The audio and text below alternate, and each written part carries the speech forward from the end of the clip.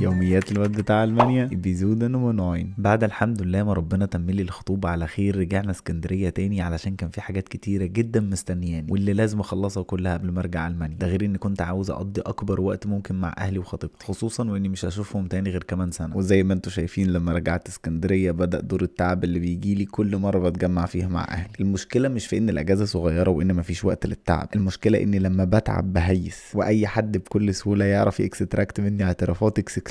وطبعا اختي مش هتفوت فرصة زي انت دي. عايز تروح الساحل؟ لا انا رايح شغل مش رايح اتفسح. وهتاخد كام؟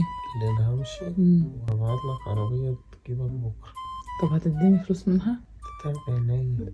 حبيب اختك، حتى وانت تعبان مؤدب يا حبيبي. اعمل لك ينسون؟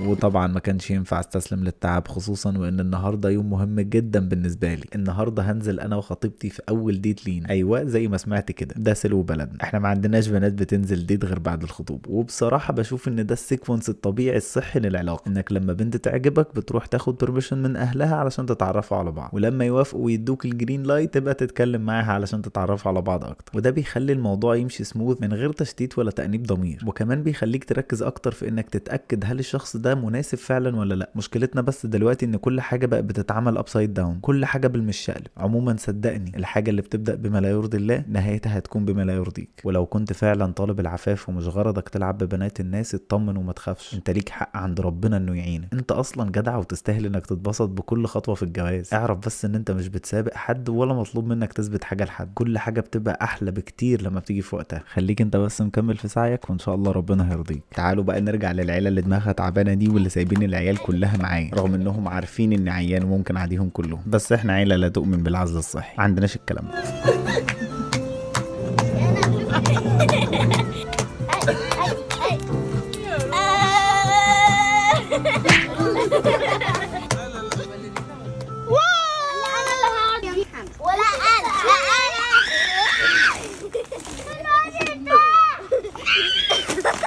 الصراحة تتقال على قد ما العيال دول فرهدوني على قد ما كنت مبسوط اني بقضي وقت معاهم، بس ده ما يمنعش اني كنت هكون مبسوط برضه لو كان اليوم ابتدى مع الست. بس هنروح بعيد ليه؟ احنا فيه.